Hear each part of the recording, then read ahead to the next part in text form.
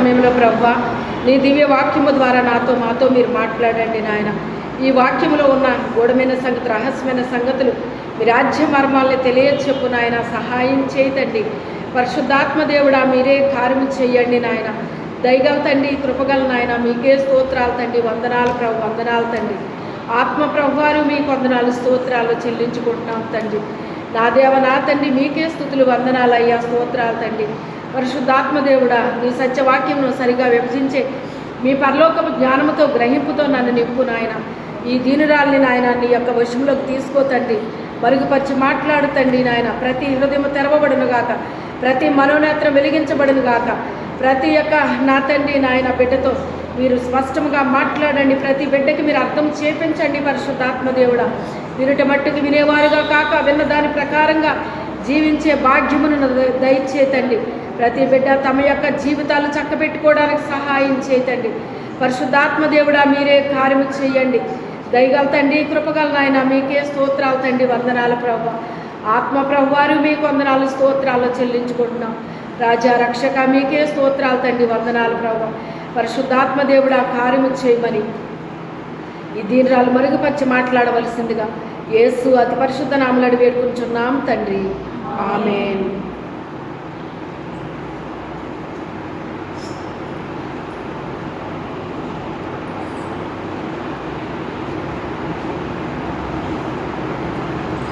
మనము పెళ్ళికి వెళ్తాం కదా, పెళ్ళికి వెళ్ళినప్పుడు ఎలా సిద్ధపడతామండి మనం?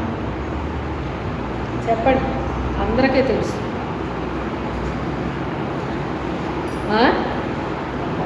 ఎలా సిద్ధపడతాం? పెళ్ళికి వెళ్ళాలి. రక్త సంబంధులు అయితే ముందే పిలుపు వస్తుంది వాళ్ళకి, అవునా కదా? ముందే పిలుపు వచ్చేస్తుంది. తర్వాత స్నేహితులు కానీ శ్రేయోభిలాషులు కానీ ఇలాగ వస్తాయన్నమాట పిలుపులు.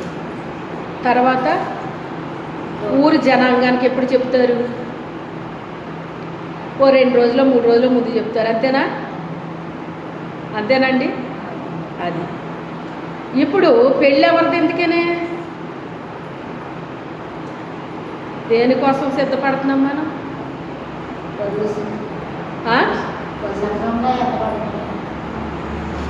పెండ్లి కుమారుడని యేసయ్య సిద్ధపడాలి కదా. ఇప్పుడు సంఘం సిద్ధపడే టైం ఇది. ఏంటిది? సిద్ధపడే టైము. ఇప్పుడు మన సొంత వారి పెళ్ళి అంటే మీ అక్క చెల్లెలదో అన్నదమ్ములదో, అలాగే మీ కుటుంబంలో వాళ్ళు, అలాంటప్పుడు మీ సిద్ధపాటు ఎలా ఉంటుంది? ముందు నుంచే సిద్ధపడతారా లేదా కదండి? ఇలా పెళ్ళి, చెల్లి పెళ్ళి, లేకపోతే అక్కోళ్ళు పిల్లల పెళ్ళను, అన్నయ్యోళ్ళు పిల్లల పెళ్ళను, తమ్ముడోళ్ళు పిల్లల పెళ్ళను, ఇలాగా ఏం చేస్తారు అంటే ముందు నుంచే బాగా సిద్ధపడతారన్నమాట అండి. బాగా సిద్ధపడతారు. అలాగే ప్రభు కూడా ఆయన పెండ్లి కుమారుడై రాబోతున్నాడు కనుక పెండ్లి కుమార్తె అయిన సంఘాన్ని ఆయన ఏం చేసుకుంటున్నాడు? ఇప్పుడు సిద్ధపరుస్తున్నాడండి. సిద్ధపరుస్తున్నాడు. ఎంత సిద్ధపడినా పెండ్లి కుమార్తెకు లోపాలు ఉంటాయా ఉండవా? చెప్పండి. ఉంటాయా ఉండవా? పెండ్లి కుమార్తెని ప్రదానం చేసి తీసుకెళ్ళిపోతారండి. పెండ్లి కుమారుడు ఊరికి తీసుకెళ్ళిపోతారన్నమాట. మరి ఇప్పుడు ఎలా జరుగుతున్నాయో నాకు తెలియదు కానీ మరి మా టైంలో ఇలాగే ఉండేది. పెండ్లి కుమారుడు ఇంటికి తీసుకెళ్ళినప్పుడు వాళ్ళ ఇంటికి తీసుకెళ్ళరు కానీ వాళ్ళ బంధువుల ఇంట్లో పెడతారు. వాళ్ళ ఇంటి పేర్లోళ్ళ ఇంట్లో పెట్టకూడదు, వేరే ఇంటి పేర్లోళ్ళ ఇంట్లో పెడతారన్నమాట అండి. దాన్ని ఏమంటారంటే విడిది గది అంటారు. ఏమంటారు? విడిది గది అంటారు. అప్పుడు తీసుకెళ్ళిన ఆమెతో కొంతమంది వెళ్తారన్నమాట. ఆమెకి పరిచర్య చేయడానికి కొంతమంది వెళ్తారు. అంతవరకు ఆమె వ్యక్తిగతంగా తలదు వేసుకుంటుంది, స్నానం చేస్తుంది, బట్టలు కట్టేసుకుంటుంది, టిఫిన్ చేసేస్తుంది, అన్నీ ఉంటాయన్నమాట. కానీ ఆ టైంలో ఎలాగంటే ఒక చంటి బిడ్డను అపురూపంగా చూసినట్టుగా ఆ పెండ్లి కుమార్తె వెనకాలే అమ్మ మంచినీళ్ళు తాగుతావా, అమ్మ టీ తాగుతావా, టిఫిన్ తింటావా, నిద్రపో. అసలు ఫుల్ రెస్ట్ ఇచ్చేస్తారన్నమాట మనిషికి. ఎందుకని? ఆ అమ్మాయి నీరస పడకూడదు, ఆరోగ్యంగా ఉండాలి, నీరసం రాకూడదు. ఆ అమ్మాయికి ఫుల్ హెల్తీగా ఉండాలి ఆ అమ్మాయి అని ఆ అమ్మాయిని ఎక్కడ కూడా నీరస పడకుండా అసలు అడుగెత్తే ఏమన్నా నీరసం వచ్చేద్దా అన్నట్టుగా అడుగులు మడుగులు వచ్చేస్తారండి. కనీసం మంచినీళ్ళు కూడా తీసుకొని ఎవరు ఆ బాటిల్ మూత తీసి మరిస్తారన్నమాట. మూత తీసుకోలేదా? తీసుకోగలరు, కానీ ఏం చేస్తారు అంటే అంతగా ఆమెని చూస్తారన్నమాట అండి. ఆమె చుట్టూ ఉన్న వాళ్ళు ఆమెకి ప్రతీది అందిస్తారన్నమాట. అందించినప్పుడు అంటే ముందు రోజే తీసుకెళ్ళిపోతారన్నమాట. ఇప్పుడు మరి అలాగా మారిపోయినట్టున్నాయండి అన్నీని.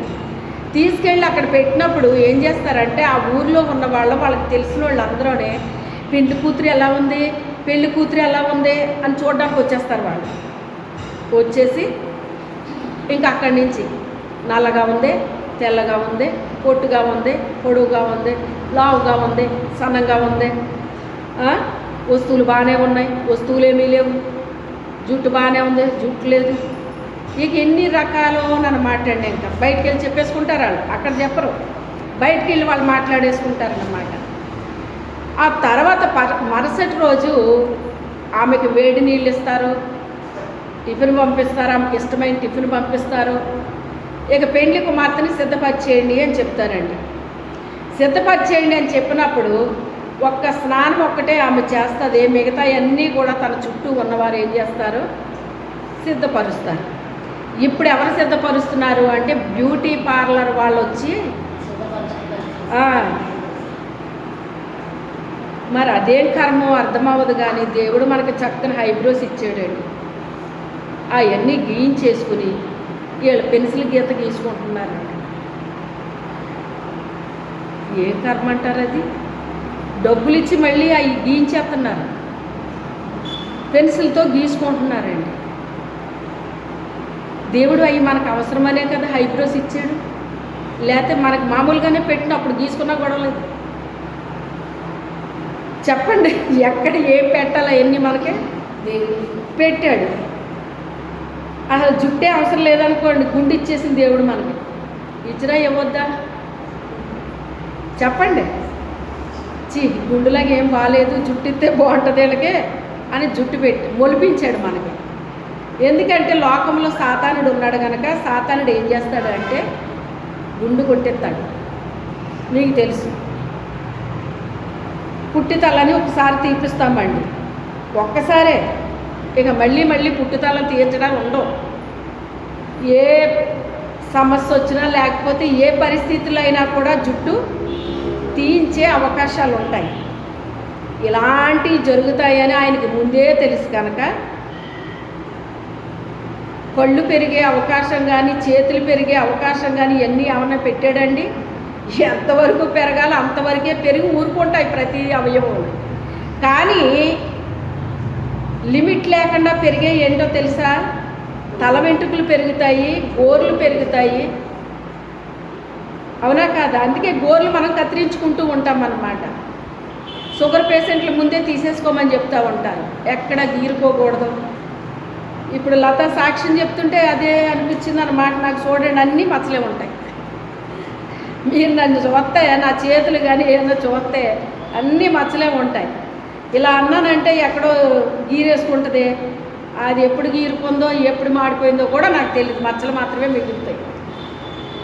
నిజంగా చాలామంది అసలు ఈ షుగర్ ఉన్న వాళ్ళకి ఏదైనా కొంచెం గుచ్చుకున్నా కూడా అది చాలా ప్రమాదం అని చెప్తారండి. నేను దాన్ని పట్టించుకొని అది నన్ను పట్టించుకోను.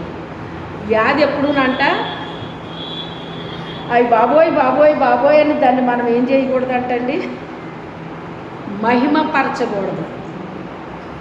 నేను ఎప్పుడు చెప్తాను మీకు, ఎవరిని మహిమపరచాలి? మనం దేవుణ్ణి మహిమపరచాలి, వ్యాధులను కాదు మనం పరచాల్సింది. అమ్మో ఈ వ్యాధి ఇలాంటి వ్యాధి కాదండి, ఇది చచ్చిపోతారండి. ఏమైపోతారో చచ్చిపోతారండి. చచ్చిపోయిన వాళ్ళు కూడా బతికించాడా లేదా దేవుడు? కుళ్ళు పట్టేస్తాడండి అన్నది ఎవరిని? వాళ్ళ అక్క ఎవరినన్నది? కుళ్ళు పట్టాడా? తన పరిశుద్ధులనంట కుళ్ళు పట్టనివ్వడటండి దేవుడు. పరిశుద్ధుల్ని కుళ్ళు పట్టనివ్వడటండి. మరి అతను కుళ్ళిపోయాడో లేదో మనకు తెలియదు, కానీ లేపేశాడు ఆయన. ఇంకో కొత్త శరీరం ఇచ్చినట్టు అక్కడ లేదు, అందులో పెట్టిన అతనే లేచి వచ్చాడని అని ఉంది. అవునా కాదా? ప్రేత వస్త్రాలతో అతను లేచాడని ఉంది అక్కడ.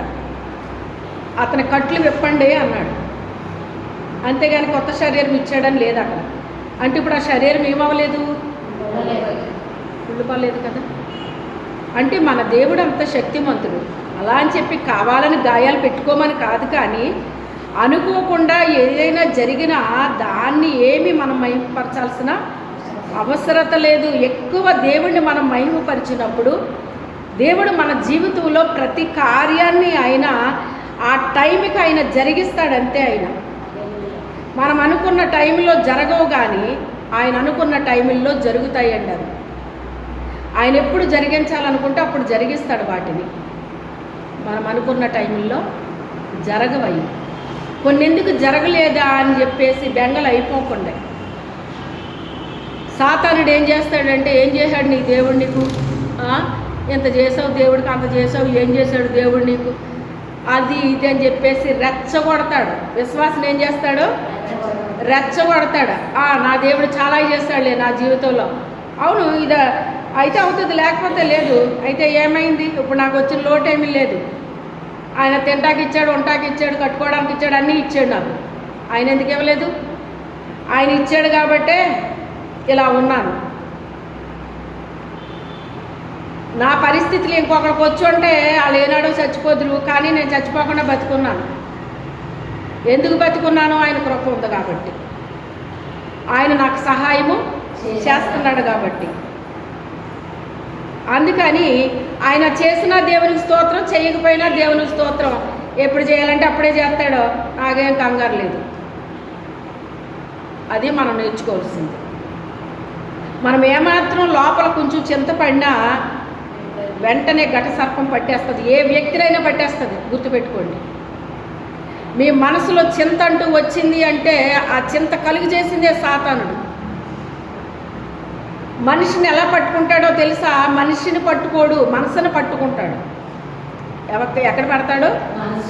మనసు కృంగిపోతే మనిషి కృంగిపోతాడు. అందుకే మనసుని పట్టుకుంటాడండి, మనిషిని పట్టుకోడు. మనసుని పట్టుకుంటే ఎలా తెలుస్తుంది? మనం నవ్వుతాం, వాళ్ళు నవ్వు.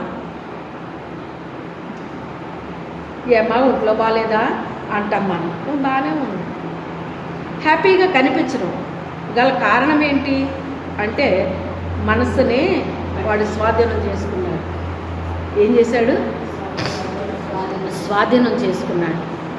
మనిషిని కృంగదీస్తే ఆడికి చాలా ఈజీ అయిపోద్దండి. మనల్ని కొల్లగొట్టేయడానికి చాలా ఈజీ అయిపోతాం. మనం బలహీనమైపోతాం అన్నమాట. మనసు కృంగిపోతే ఏమైపోతాము? మనం బలమైన వ్యక్తులమే, కానీ మనసు ఎప్పుడైతే కృంగిందో, కృంగిదల రాదని నేను చెప్పట్లేదు, చింత రాదని నేను చెప్పట్లేదు, కానీ దాన్ని జయించాలి అంటే గనక దేవుని యొక్క శక్తి మనం కలిగి ఉండాలండి. శక్తి కలిగి ఉండాలి. వచ్చింది రైటే, చింత వచ్చింది, రాదని నేను ఎక్కడ చెప్పను. వస్తుంది, ప్రతి ఒక్కరికి వస్తుంది. పరిశుద్ధులకు వస్తుంది, నీతిమంతులకు వస్తుంది, యథార్థవంతులకు వస్తుంది, బలమైన వాళ్ళకి వస్తుంది, బలహీనులకు వస్తుంది. బలహీనులకు వస్తే వాళ్ళు చచ్చిపోతారండి, ఇంకా వాళ్ళు బతకరు ఇంకా. కానీ దావీదు అన్నట్లుగా నా బలమా, ఎవరు మన బలము? ఆయనే మన బలము, ఆయనే మనకు ఆధారం, ఆయనే మనకు ఆశ్రయం అని మనము ఆయన్నే మహిమపరచాలి. ఎక నుంచైనా కనీసం దేవుని మహిమపరచడం నేర్చుకోండి. వేరే వాటిని మహిమపరచకండి. దేవుడిని మహిమపరచండి. ప్రతి విషయంలో నీకు మేలు జరిగినా కీడు జరిగినా దేవుడికి కృతజ్ఞతాస్తుతులు చెల్లించండి. ఇది దేవుని చిత్తమై ఉన్నది. ఇది దేవుని చిత్తమై ఉంది. కీడొచ్చిందా, దేవుని స్తోత్రం. నాకు ఉదయకాలం ఒక విషయాన్ని చెప్తున్నాడు పరిశుద్ధాత్మ దేవుడు. నీకు కటింగ్ వేస్తున్నాను అని చెప్తున్నాడు ఆయన. ఏం చెప్తున్నాడట?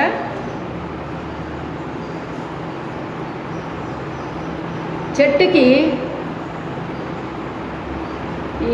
ఇప్పుడు చూడాలంటే మన దొడ్లో ఉన్న కరివేపాకు చెట్టు ఉంది, మీరు చూసారా? ఎంత చూడముచ్చటగా ఉంటుందో. ఇప్పుడు అంత దరిద్రంగా ఉండదు. ఆకులన్నీ ఏమైపోయినాయి? ఎండిపోయినాయి. ఇప్పుడు ఆ ఆకులన్నీ పోతే అప్పుడు కొత్త చిగురులు పుట్టుకొస్తుందటండి. ఏమొస్తుంది? కొత్త చిగురులు వస్తాయి అంటండి అందులో నుంచి. అందుకని పాత ఇవన్నీ కూడా ఏమైపోవాలి? అవి దూసేయాలన్నమాట. ఆ ఆకులన్నీ తీసేయాలి. తీసేసిన తర్వాత కొత్త చిగురులు అందులో నుంచి పుట్టుకొస్తాయి. అప్పుడు చూడముచ్చటగా ఉంటుంది ఆ చెట్టు. ఈ మాట మనకి ఎక్కడుంది? బైబిల్లో ఉందా లేదా? నీ యందు నా తండ్రి మహిమపరచబడాలి అంటే నీలో కొన్ని పనికిరాని తీగలు ఉన్నాయి. ఏ తీగలు? అవి పనికిరాని తీగలు కాదట, పనికొచ్చియే, కానీ మనకు పనికి రావు అంతే. మనకెందుకు పనికి రావు అంటే ఆ తీగ ఉంటే మనం ఫలించమంటండి. హల్లెలూయా. అందుకని మనకి మనం కట్ చేసుకోగలమా? చెట్టు దానికి అది కత్తిరించుకుంటుందా? కత్తిరించుకోదు. మనము కత్తిరించుకో. కానీ దేవుడు ఏం చేస్తాడట? ఎందుకు కత్తిరించాడు? అది ఆల్రెడీ ఫలిస్తుంది, కానీ అది ఇంకా ఫలించగలదు. అది ఇంకా ఎంత ఫలించగలదో? 100కు 100% ఫలించగలదు. అది ఆ సామర్థ్యం దానికి ఉంది. కానీ కొన్ని పనికిరాని తీగలు అందులో ఉండడాన్ని బట్టి అంట అది ఫలించలేకపోతుందంట. అందుకని ఏ తీగలు ఉంటే ఇది ఫలించదో ఆ తీగలన్నింటినీ ఆయన ఏం చేస్తున్నాడంట? కట్ చేసి ఎత్తాడంట. యజమానికి మన పైన అధికారం ఉందా లేదా? అయ్యయ్యో ఈ తీగను కత్తిరించగయ్యా అని చెట్టు అన్నది అనుకోండి, అసలు చెట్టుకు నోరు ఉంది, అది మాట్లాడుతుంది. ఈ తీగ నాకు కావాలి, ఈ తీగ నుంచు అన్నది అనుకోండి చెట్టు, ఆయన ఊరుకుంటాడా? నోర్మే, నువ్వు నోరు మూసుకుని అలాగా ఉండు. ఎప్పటి వరకు నువ్వేం చెప్తే అది చేశాను, ఇప్పుడు నువ్వు చెప్పింది నేను చేయను అంటాడా? ఆయన అంటే ఇప్పుడు ఆయన మన మేలు కోరి ఏం చేస్తున్నాడు? ఆయన కొన్ని తీగల్ని కత్తిరించేస్తున్నాను అని చెప్పాడు ఈరోజు ఉదయం నాకు పరిశుద్ధాత్మదేవుడు. అనగానే నాకు అర్థమైపోయింది, మీకు అర్థమైపోయినట్టే నాకు అర్థమైపోయింది. ఎందుకు కత్తిరపడిందంట? ఆ చెట్టు మరింతగా ఫలించాలని అంట.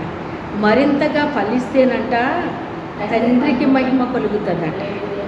నాకు అనలేదు ఆయన, నా తండ్రికి మహిమ వస్తుంది, అందుకని కత్తిరించేస్తాను. నువ్వు బాధపడినా నువ్వు బాధపడకపోయినా నేను కత్తిరిస్తా. ఏ తీగ వల్ల నువ్వు ఫలించలేకపోతున్నావు ఆ తీగలన్నింటినీ నేనేం చేస్తాను? కట్ చేసేస్తాను. ఇది ఉదయకాలం నాకు చెప్పిన మాట. నేనేమి ప్రభువుని అడగలేదు, అడగకుండా ఆయనే చెప్పాడు నాకు ఈ మాట. ఆయనే చెప్పాడు. అయితే ఇప్పుడు నేను స్టార్ట్ చేసింది ఏంటి అంటే,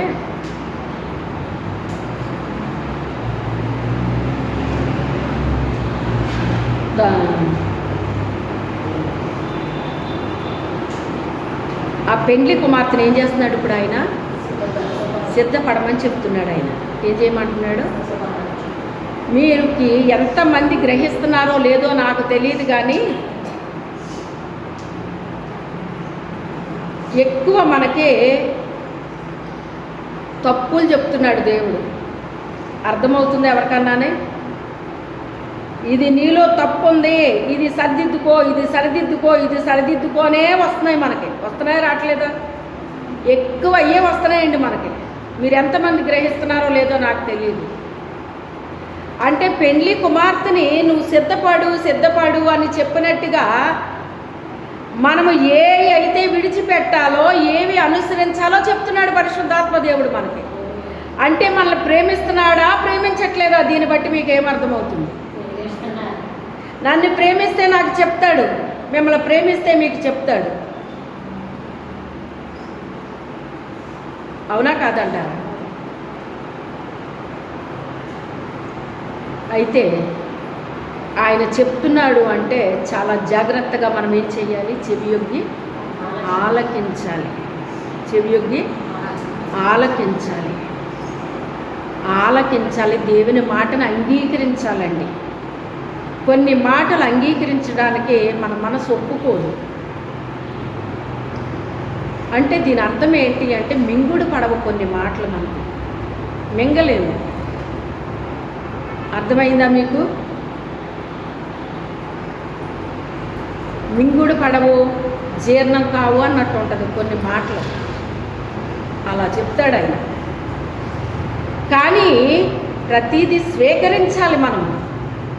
మనకు బాధ కలిగినా స్వీకరించాలి, సంతోషంగా అయినా స్వీకరించాలి. అప్పుడే మేలు పొందుకుంటామండి. ఏ మేలు పొందుకుంటాం? ఆత్మీయ మేలు పొందుకుంటాం, శరీరానికి కూడా మేలు జరుగుతుంది. చేదు తాగించేవారండి, వేప చెక్క రసాలు తాగించేవారు ఆ టైంలో మా చిన్నప్పుడు. అంటే ఎందుకు తాగించారు చేదుని? మనం ఆరోగ్యంగా ఉండాలి అని, మన పొట్ట క్లీన్ అవుతుందని, జీర్ణశక్తి బాగుంటుందని. తాగడానికి మన నోరు ఒప్పుకుంటుందండి? ఇంకో రకంగా లోపలికి పంపే అవకాశం ఏమైనా ఉందండి? అదే పశువులకి అయితేనంట గొట్టం పెట్టి పోస్తారటండి. మరి మనం పశువులం కాదు కదండి. చిన్నపిల్లలు అయితే లోపల నోట్లోని ఏదో పెట్టేసి మనం పోసేస్తాం. ఆడికి పొయ్యాలన్నా పోసేస్తాం అన్నమాట. ఆడెంత అరిసినా ఊరుకోం మనం. కానీ మనకు అలా చేయడు కదండి. మరి అయినా మనంతటి మనం. అంటే దీని అర్థం ఏంటి అంటే, కొన్ని చేదైన అనుభవాలు మన జీవితంలోకి అనుమతిస్తాడు పరిశుద్ధాత్మ దేవుడు. హల్లెలూయా. చేదైన అనుభవాలు ఈ జరిగిన వారికే అర్థమవుతుంది ఇలాంటి విషయాలు. అది మనము అనుభవించడానికే చాలా కష్టంగా అనిపిస్తుంది అన్నమాట.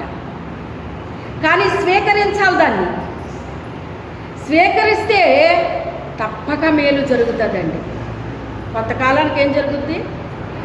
మేలు జరుగుతుంది. ఆ కీడి వెనకాల దేవుడు ఏం దాచిపెట్టాడు? మనకి మేలు దాచిపెట్టాడు. మనకి మేలు కనబడదో ప్రస్తుతం కీడే కనబడుతుంది. దేవుడు కీడు చేసే దేవుడు కాదండి. కీడు జరిగింది అంటే అది ఎందుకు జరిగింది మన జీవితంలో?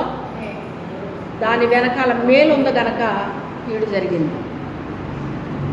దాని వెనకాల మేలుంది, అందుకే కీడు జరిగితే తప్ప మేలు జరగదు.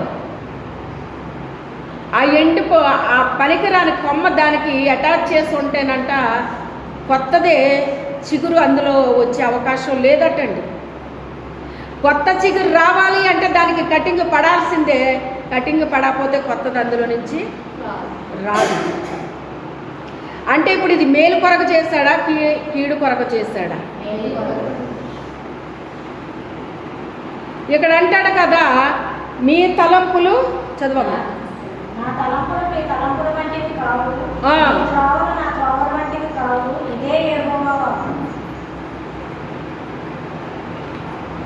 మన తలంపులు ఒక రకంగా ఉంటాయటండి. మనకొచ్చే తలంపులు ఒక రకంగా ఉంటాయంట, కానీ దేవుని తలంపులు మరొక రకంగా ఉంటాయటండి. తర్వాత ఏమంటున్నాడు? మీ త్రోవలు వేరుగా ఉంటాయి, నా త్రోవలు వేరుగా ఉంటాయి. మీ త్రోవల్లాగా నా త్రోవలు ఉండవు, నా త్రోవల్లాగా మీ త్రోవలు ఉండవు. మీ తలంపుల్లా నా తలంపులు ఉండవు, నా తలంపుల్లా మీ తలంపులు ఉండవు అని చెప్తున్నాడు ఆయన. దేవుని తలంపులు వేరటండి, దేవుని తలంపులు వేరంట, మన తలంపులు వేరుగా ఉంటాయంట. మన తలంపులు ఎలా ఉంటాయంటే ఆదికాండం 6వ అధ్యాయం 5వ వచనంలో చెప్పేశాడు ఆ మాట.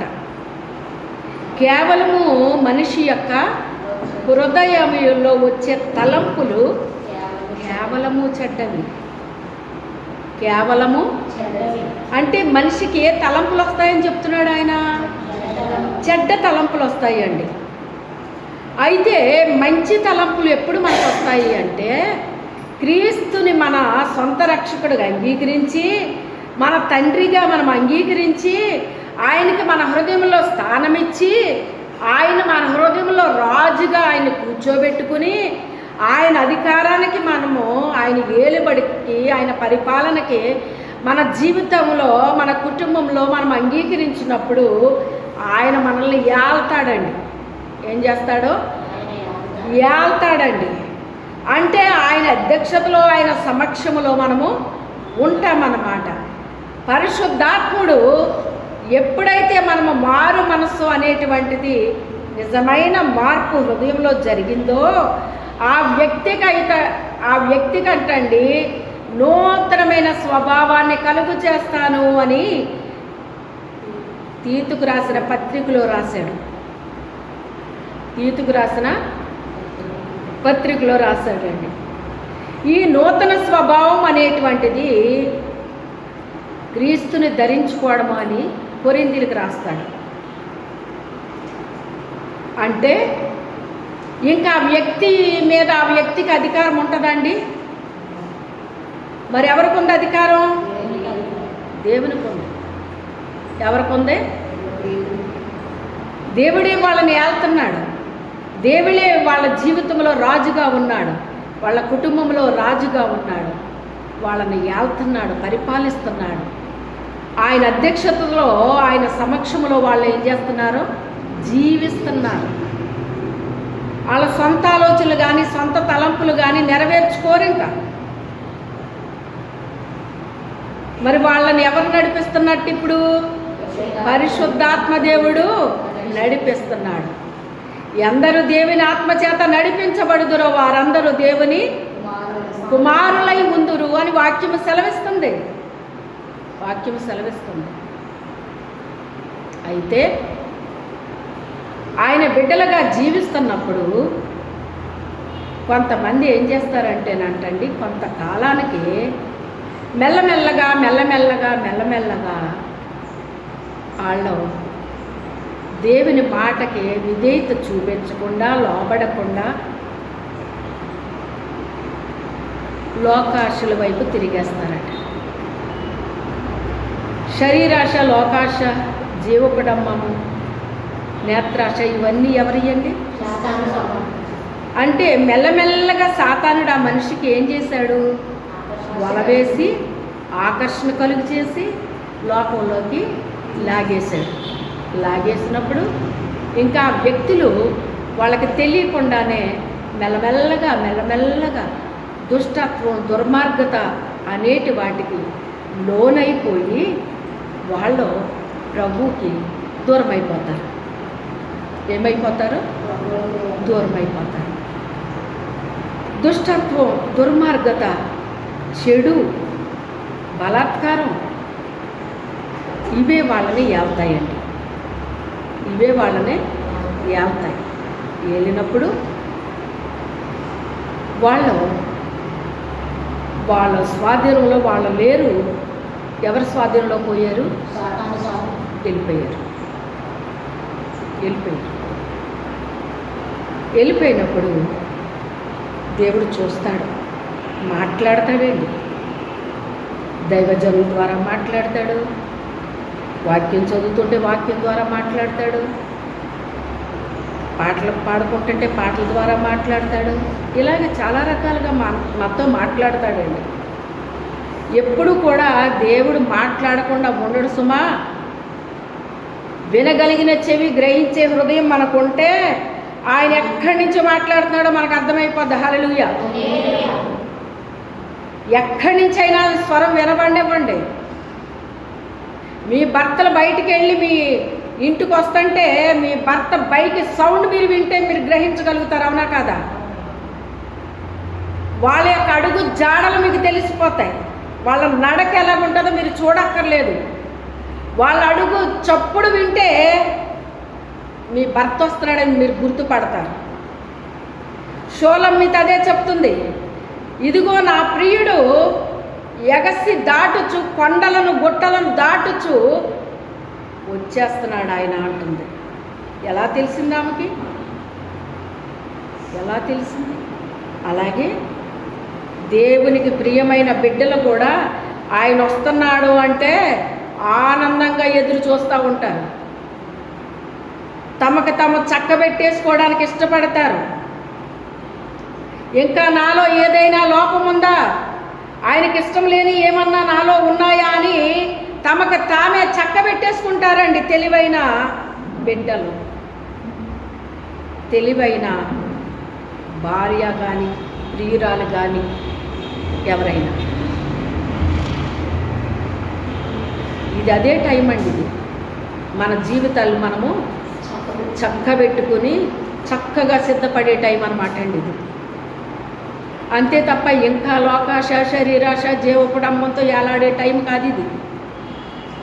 ఇంకా అటువైపే చూస్తున్నారు అంటే అలాంటి వారికి ఒక పిలుపు పంపిస్తాడట దేవుడు. అలా పతనం అయిపోవటం దేవుడికి ఇష్టం కాదు కదండి. మరి దేవుడికి ఒకప్పుడు ఆయనలో జీవించిన వాళ్ళు నాశనం అయిపోతే దేవుడు చూస్తా ఊరుకోగలడా అండి ఆయన? అందుకే ప్రేమ కలిగిన దేవుడు అని పేరు ఆయన. ఏం పేరు?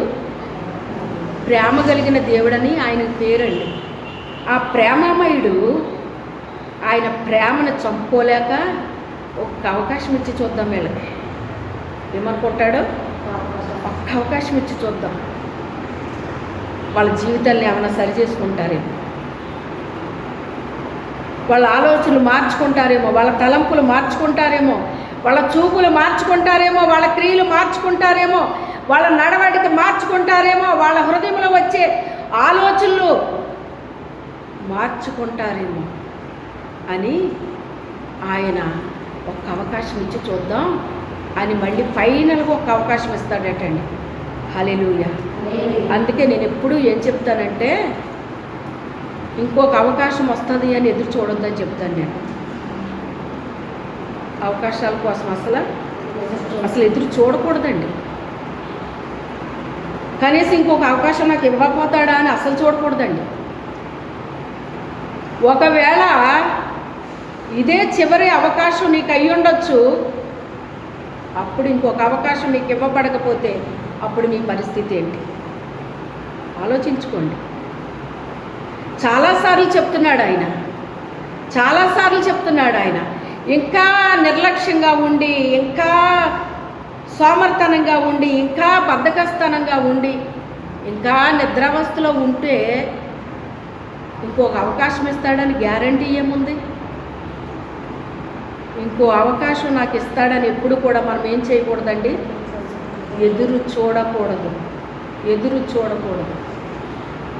ఇదే చివరి అవకాశం నాకు అని ఏం చెయ్యాలి? తెలివి కలిగిన బిడ్డవైతే, అమ్మో ఈరోజు ఇచ్చిన అవకాశం ఇదే, నాకు చివరిదేమో, నాకు తెలీదు, ఇంకోటి నాకు ఇస్తాడో లేదో నాకు తెలీదు అని ఏం చేయాలి? మనం చక్కబెట్టేసుకోవాలండి.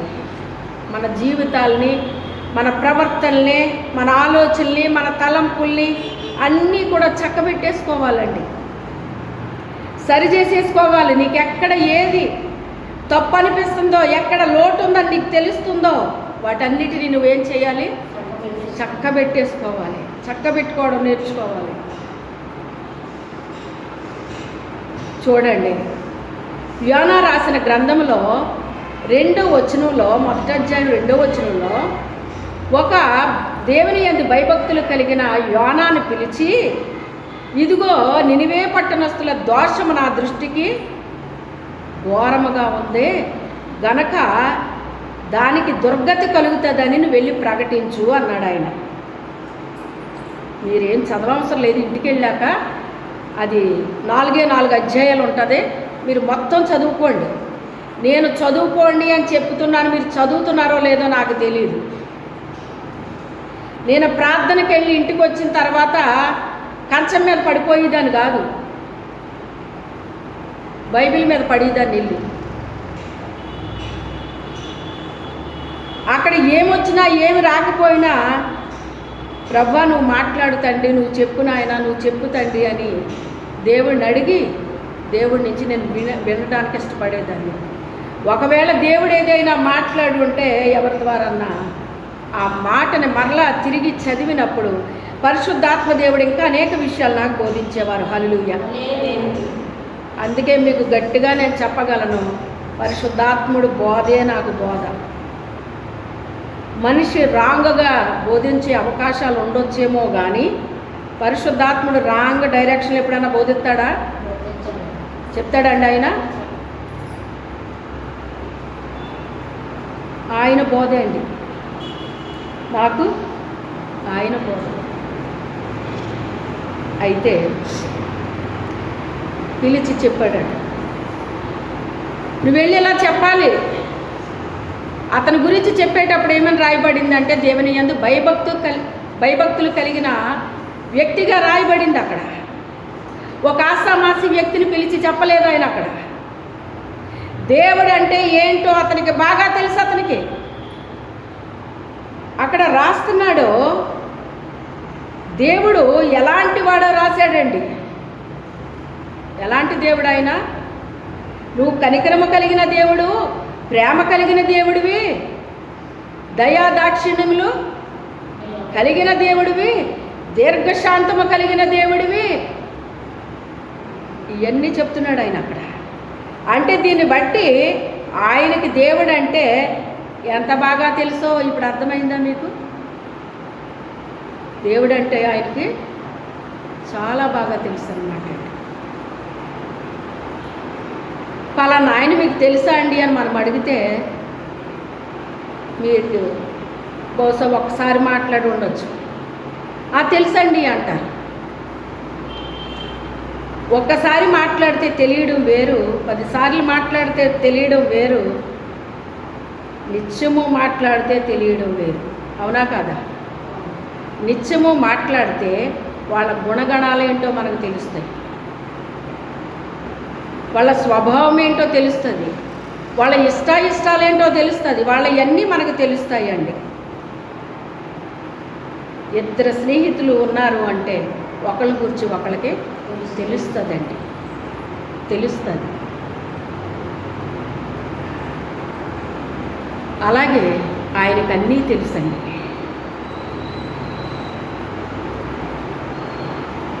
అయితే వెళ్ళమన్నాడు ఆయన వెళ్ళకుండా తర్సీసుకు ప్రయాణం కట్టాడు. ఓడలో ఉండగా ఓడ నడి సముద్రానికి వెళ్ళాక తుఫాను పుట్టించాడు. ఆ తుఫాను చేత ఓడ బద్దలైపోయే స్థితికి వచ్చేసింది. అవన్నీ మీకు తెలుసు, అందుకే మీరు నిశ్చితంగా చదవండి ఇంటికి వెళ్ళాక, చాలా బాగుంటుంది.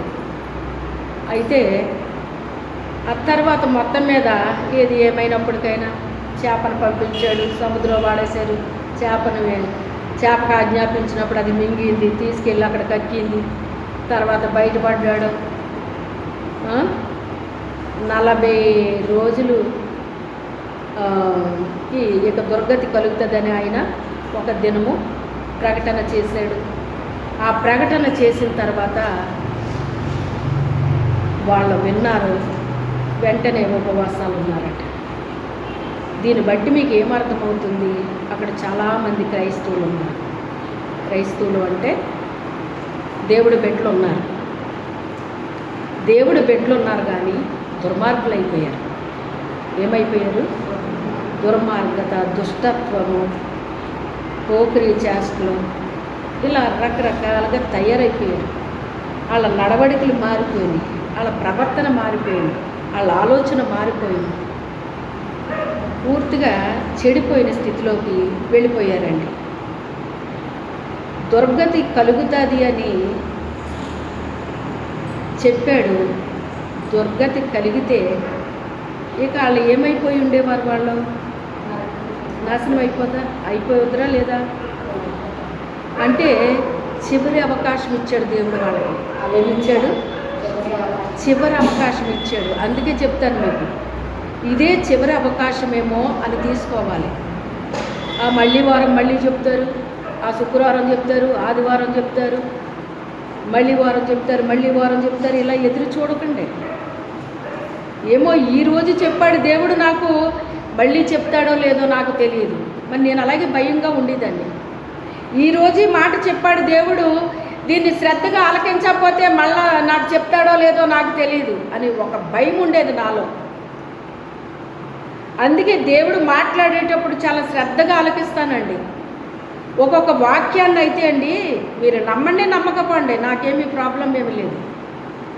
విన్నదే చాలాసార్లు వింటాను, నేను చాలాసార్లు వింటాను. దేవుడే వాక్యం ద్వారా నాతో మాట్లాడుతున్నారో ఆ వాక్యాన్ని ఒక్కసారి వినేసి నేను ఊరుకోను, చాలాసార్లు వింటాను.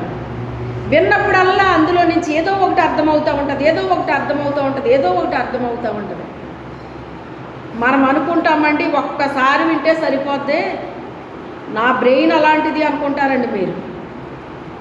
అర్థమైందా? ఒక్కసారితో అర్థమైపోదు మీకు, ఒక్కసారితో మనకి అర్థమైపోదు. చాలాసార్లు వింటాను నేను. ఇదివరకు విన్నప్పుడు ఈ మాట నాకు అర్థం కాలేదు అనుకుంటా, మళ్ళీ విన్నప్పుడు మళ్ళీ ఇంకోటి ఏదో నాకు అర్థం కాని చెప్తాడు, మళ్ళీ ఇంకోసారి విన్నప్పుడు నాకు అర్థం కానిది ఏదో చెప్తాడు. ఒకే వాక్యాన్ని చాలాసార్లు వింటాను నేను, మరలా క్రొత్తగా వింటున్నట్టు అనిపిస్తూ ఉంటుంది. ఏం చెప్తున్నాడు ఇందులో నుంచి దేవుడు నాతో, ఏం మాట్లాడుతున్నాడు నాతో ఈయన అని చాలా శ్రద్ధగా ఆలకిస్తానండి. ఒక రకంగా చెప్పాలి అంటే నా సొంత వాటి మీద కూడా నేను అంత ఇంట్రెస్ట్ చూపించను. నా సొంతయ్యి అది నేను నష్టపోయినా నాకు ప్రమాదం లేదు, కానీ నా దేవుడు చెప్పిన మాట నేను అశ్రద్ధ చేస్తే అది చాలా డేంజర్ అని నాకు తెలుసు. అది చాలా తెలుసు నాకు. ఎందుకంటే బంగారము కంటే అమూల్యమైంది దేవుని మాట. మీరు ఎలా తీసుకుంటే మీకు అలాగే అనిపిస్తుంది. నేను మట్టుకు చాలా విలువగా తీసుకుంటాను. దేవుడు మాట్లాడే ప్రతి మాటని నేను చాలా విలువగా తీసుకుంటాను. నేను తక్కువగా నేను తీసుకోను. ఆయన ఎప్పుడు ఏం మాట్లాడుతున్నాడో నేను చాలా జాగ్రత్తగా, మన భాషలో చెప్పాలి అంటే ఒళ్ళు దగ్గర పెట్టుకుని విను అంటారే, అలా వినాలి వాక్యం అంటేనే. ఎలా వినాలి అంటే మన ఒళ్ళు మన దగ్గర ఉండదా, అజాగ్రత్తగా వినొద్దు అని దాని అర్థం. మన ఒళ్ళు మన దగ్గర ఉండకపోతే ఇంకెక్కడ ఉంటుంది? ఎక్కడి నుంచి ఆయన స్వరం విన్నా నేను దాన్ని క్యాచ్ చేసేస్తాను. ప్రయాణంలో వెళ్తున్నప్పుడు ఎక్కడో మైక్లోంచి ఒక మాట వినబడినా అది సూటుగా నా చెవిలోకి వెళ్ళిపోతుంది, హృదయంలోకి వెళ్ళిపోతుంది. ఈరోజు ఈ టైంలో ఈ మాట మాట్లాడాడు ఆయన నాతో, ఆ మాటనే నేను అలా ధ్యానించుకుంటూ వెళ్ళిపోతాను నేను. అంతే తప్ప వేరే వేరే విషయాలన్నీ పొర్నండా నింపుకొని వాటి కోసం నేను ఆలోచించనండి. అందుకే మనసులో అనుకున్నది జరుగుతుంది అంటే ఎందుకు జరుగుతుంది? అది చెప్పండి, ఎందుకు జరుగుతుంది?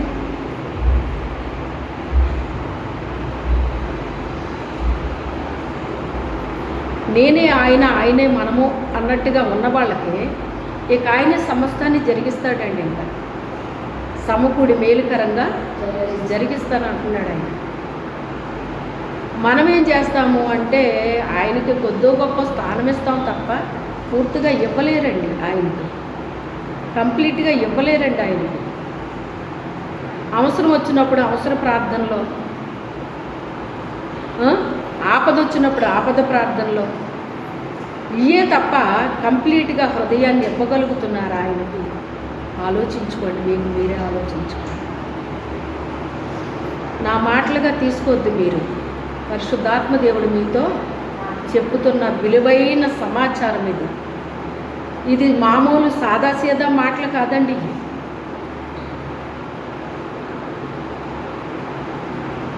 అది వాళ్ళకి చివరి అవకాశం అండి. వాళ్ళకి ఏ అవకాశం?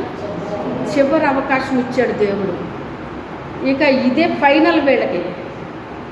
ఇక యోనా చెప్పింది వింటారా, మనసు మార్చుకుంటారా, రక్షిస్తాను, లేదా దేవుని ఉగ్రత వస్తుంది ఆ పట్టణం మీద. అది దేవుని యొక్క ఆలోచన. స్టార్టింగ్లో మనం చదివింది ఏంటి? నా ఆలోచనలు వేరు. అది వీళ్ళ ఆలోచనలు ఎలా ఉన్నాయండి? రోజులు బాగానే గడిచిపోతున్నాయి. ఈరోజు ఎలా గడిచిపోయింది, రేపు అలా చేద్దాం, ఎల్లుండి ఎలా చేద్దాం, అవతల ఎల్లుండి అలా చేద్దాం. ఇదంతా మన హృదయంలో ప్లాన్ వేసుకుని కూర్చుంటాం మనం. అవునంటారా కాదంటారా? మరి ఆయన ఏమన్నాడు? నీ ఆలోచనలు వేరు, నా ఆలోచనలు వేరు అన్నాడు ఆయన. మనిషి ఆలోచనలు ఎంతసేపు లోకం చుట్టే తిరుగుతాయండి. దేవుని ఆలోచనలు ఏమో మన చుట్టూ తిరుగుతాయండి. ఎందుకు అంటే దేవదూతల్ని సృష్టించుకున్నాడు, మనల్ని నిర్మాణం చేశాడండి. ఒక మనిషిలాగా ఇంకో మనిషి ఉండరు అంటారు, కానీ అచ్చు అలాగే ఉంటాడండి. ఆ కళ్ళు తప్ప, ఆ ముక్కు తప్ప, అది తప్ప, ఇది తప్ప అంటారు. ఏదోటి తప్పింది కదా. ఒకే అచ్చులాగా ఎందుకుంటారు అందరూనే? ఇన్ని కోట్ల ప్రజల్ని ఒక్క వ్యక్తిలాగా మరొక వ్యక్తిని చేయలేదు అంటే అసలు ఆయన గురించి మీకు ఏమర్థమవుతుంది? ఎప్పుడైనా ఆలోచించారా? ఆయన శక్తి సామర్థ్యాలు ఏంటో మీకు అర్థమవుతున్నాయా? ఆయన ఎలాంటి దేవుడో మీకు అర్థమవుతుంది అసలు? ఆ ఆలోచన మనకు వస్తే కదా భయం కలగడానికి. మనకి నిత్యము ఆయనతో ఉండే వాళ్ళకి ఆయన గురించి బాగా అర్థమవుతుందండి.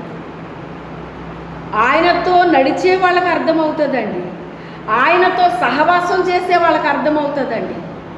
ఆయనతో మాట్లాడే వాళ్ళకి అర్థమవుతుందండి. ఆయనతో ఏకీభవించే వాళ్ళకి అర్థమవుతుందండి. కాదంటారా?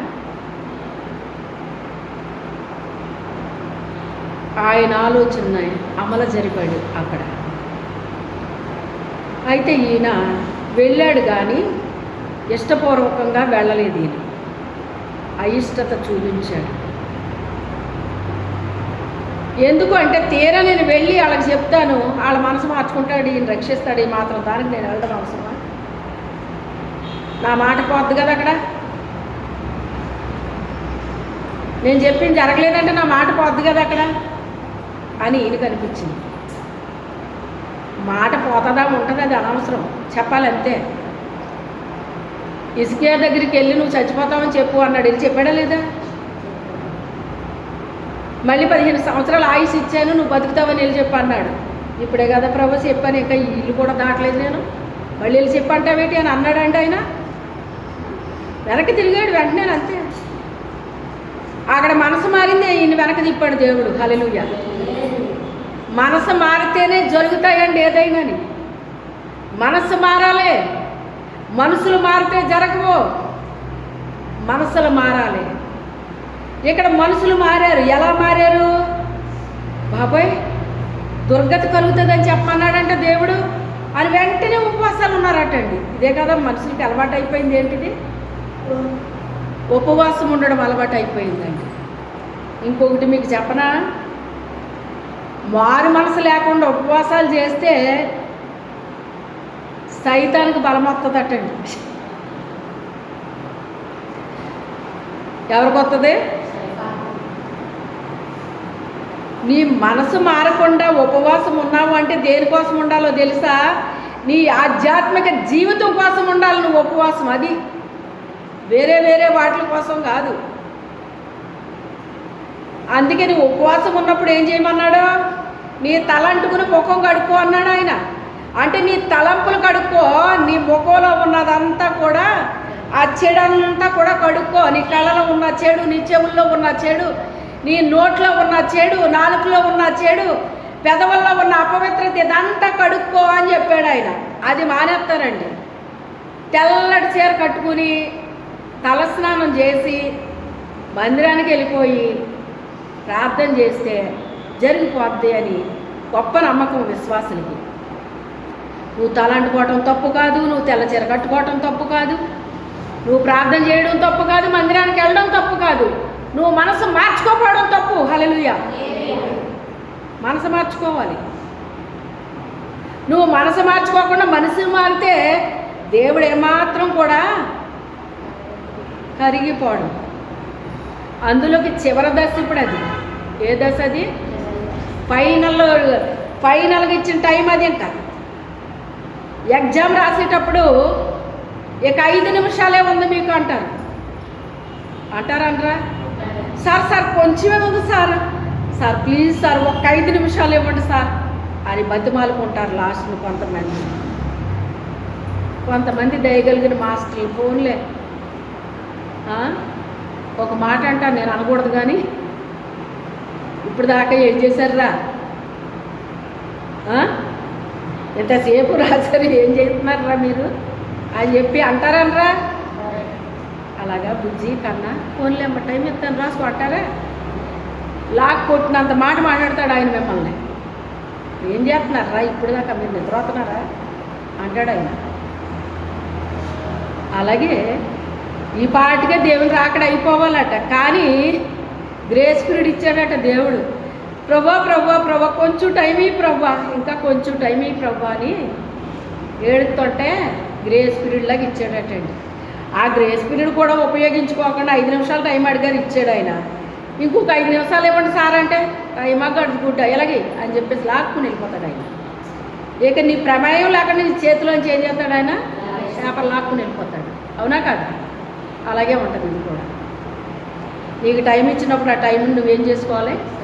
సద్వినియోగం చేసుకోవాలి. ఇంకొక 5 నిమిషాలు ఈ ప్రభువా, ఇంకొక సంవత్సరం ఈ ప్రభువా, ఇంకో 2 సంవత్సరాలు ఈ ప్రభువా అని అడగడం కాదండి. ఉన్న టైంని మనం ఎలా సద్వినియోగం చేసుకోవాలో అది తెలుసుకోవాలి. మనం ఆ స్పృహలో ఉండాలి. మనం ఈ క్షణమే మంది. అవునంటారా కాదంటారా? నెక్స్ట్ టైం మందంటారా? కాలాలు సమయాలు ఆయన వశంలో ఉన్నాయి. నేను మీరు ఆయన వశంలో ఉన్నాం. నేను నా వశంలో లేను, మీరు మీ వశంలో లేరు. అందరము కలిసి ఆయన వశంలో ఉన్నాం. ఆయన వశంలో ఉన్నాం. అయితే విశ్వాసులకు అలవాటు అయిపోయింది ఉపవాస ప్రార్థన కనుక ఉపవాస ప్రార్థన ప్రకటించేసుకుని ఉపవాసాలు ఉన్నారటండి. ఉపవాసాలు ఉంటే ఈ వార్త రాజుగారికి తెలిసి, ఏంట్రా మన దేశంలో ఏదో జరుగుతున్నట్టుంది మన పట్టణంలో అన్నాడట ఆయన. అంటే ఏమో రాజా, ఎవరో ఒక ప్రవక్త అంట, అతను వచ్చి దుర్గతి కలుగుతుంది మీ పట్టణానికని దేవుడు చెప్పమన్నాడంట. రాజులు కూడా దేవుడికి లోబడిపోరండి ఆ టైంలో. ప్రతి రాజు కూడా దేవుడికి లోబడిపోడు, అన్యరాజులు తప్ప అని చెప్తే ఆయన వెంటనే వాళ్ళ ఉపవాసాలు ఎలా ఉండేవి అంటే గోనె పట్ట ధరించుకుని బూడిద వేసుకునేవారండి తల మీద. అప్పుడు ఉపవాసాలు అయ్యానమాట. బూడిదలో కూర్చునిపోరంట. అప్పుడు ఆయన రాజవస్త్రాలు తీసేసి గోనె పట్ట ధరించి అప్పుడు ఆయన కూడా ఏమని చెప్పాడంటే, మొత్తం ఈ పట్టణం అంతా కూడా మీరు వెళ్ళి ఇలాగని చాటించండి. ఎలాగా? ఉపవాసాలు ఉండండి, మంచిదే. ప్రతి ఒక్కడు కూడా ఎలా ఉండాలి? మీ దుర్మార్గాలు విడిచిపెట్టాలి, మీ దుష్టత్వాలు విడిచిపెట్టాలి, మీ నడవడికలు మార్చుకోవాలి. ఇవన్నీ మీరు మార్చుకుంటే ఒకవేళ దేవుడు పశ్చాత్తాపడి మన పట్టణాన్ని రక్షిస్తాడేమో అని ఆయన ఈ వార్త ప్రజలందరికీ చాటించండి అని చెప్పాడట. అన్నప్పుడు ఆ వార్త ప్రజలందరికీ చాటించారట. పశువులు కానీ, పశువుల్లో ఎద్దులు, మేకలు, గొర్రెలు, గాడిదలు, గుర్రాలు, ఒంటెలు మొత్తం అన్నీ వచ్చేస్తాయండి అందులోకి.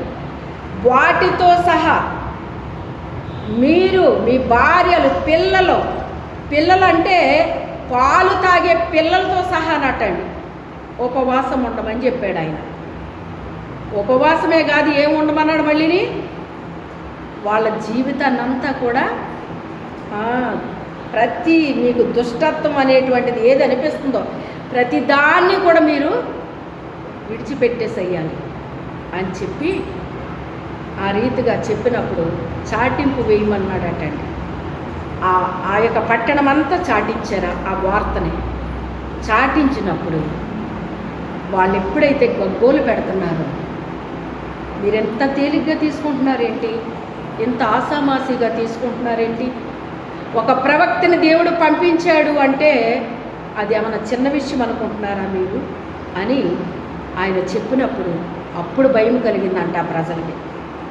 ఎందుకో తెలుసా, ఒక రాజు ఎక్కడి నుంచి దిగొచ్చాడు, సింహాసనాన్ని విడిచిపెట్టి దిగొచ్చాడు కిందకంటే ఇక ఏమాత్రపు వాళ్ళము అని చెప్పి భయం కలిగి ఆయన వాళ్ళందరూ కూడా ఉపవాసాలు ఉండడమే కాదు, కానీ వాళ్ళు చేసే అక్రమ క్రియలు కావచ్చు, దుర్మార్గపు పనులు కావచ్చు, చెడు పనులు కావచ్చు, చెడు నడతలు కావచ్చు, ప్రతి దాన్ని కూడా విడిచిపెట్టేశారట. నిజమే నాయన, ఒకప్పుడు ఎంతో చక్కని జీవితం కలిగి ఉన్నాం మేము, ఈ రోజున ఇలాగ అయిపోయాం, నీకు దూరం అయిపోయామయ్యా. మా జీవితాల్లో ఈ రీతిగా మేము సాతానికి బానిసలం అయిపోయామని మేము అనుకోలేదయ్యా. నిజంగానే మా జీవితాలు ఇలా అయిపోయినాయి.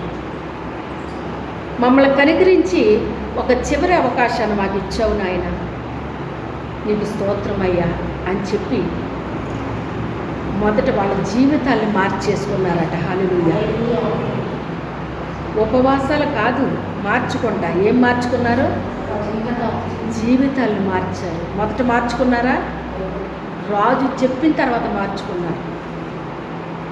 మార్చుకుని అప్పుడు వాళ్ళ నిజముగా మొరపెడితే దేవుడు అలా ఉన్నాడు, తనకు మొర్రపెట్టు వారికి అని మళ్ళీ వెంటనే రాశాడు కింద.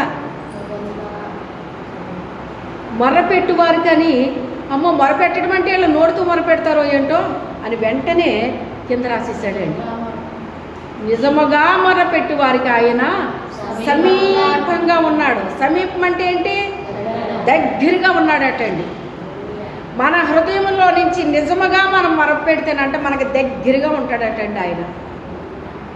నీతిమంతుల ప్రార్థనకి ఆయన చెవియొగ్గి ఆలకిస్తానన్నాడు. ఎందుకంటే నీతిమంతులంట చెత్త ప్రార్థనలు చేయరటండి, విలువైన ప్రార్థనలు చేస్తారట. అందుకని నా బిడ్డలు ఏం ప్రార్థన చేస్తున్నారు అని అలా చెవియొగ్గుతాడటండి మన ప్రార్థనకి.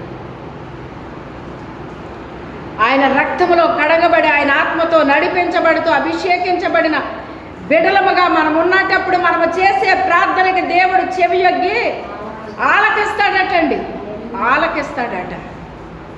అంగీకరిస్తాడట. ఆలకించటం వేరు, అంగీకరించటం వేరు. శబాష్ అంటాడనమాట. అలాంటి ప్రార్థనలు ఎప్పుడన్నా చేశారా? శబాష్ అనిపించుకున్నారా దేవుడితో ఎప్పుడైనా అని?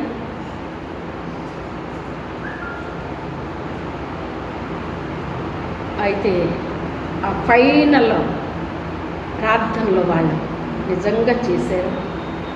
అప్పుడు దేవుడు వీళ్ళు ఇలా మారతారని నేను అనుకోలేదని పశ్చాత్తాపడ్డాడట. సంతాపము నొందెను, ఏం చేశాడట దేవుడు? సంతాపము నొంది క్షమించేసాడట. హల్లెలూయా. 120,000 మంది కంటే ఇంకా ఎక్కువ ఉన్నారట ప్రజలు. కుడి ఎడమలు ఎరుగని ప్రజలు 120,000 మంది కంటే ఎక్కువ ఉన్న ఆ ప్రజలందరూ కూడా రక్షించబడ్డారట. దీన్ని బట్టి మీకేమర్థమవుతుంది? దేవుడు నీకు ఇచ్చిన అవకాశము ఒకవేళ ఇదే చివరిదైతే నీ పరిస్థితి ఏంటి? మరొక అవకాశం కొరకు ఎప్పుడు ఎదురు చూడకండి. ఈరోజే చివరి అవకాశాన్ని దేవుడు నాకు ఇచ్చాడేమో. ఈ మాటలు నాతో ఆయన చాలా సూటిగా చెప్పాడు అని ఎవరి హృదయాలు వాళ్ళం పరిశీలన చేసుకుందాం, ప్రార్థన చేసుకుందాం. మోకరించండి. మీలో ప్రేరేపించబడిన వారు ఒకరు ప్రార్థన చేయండి.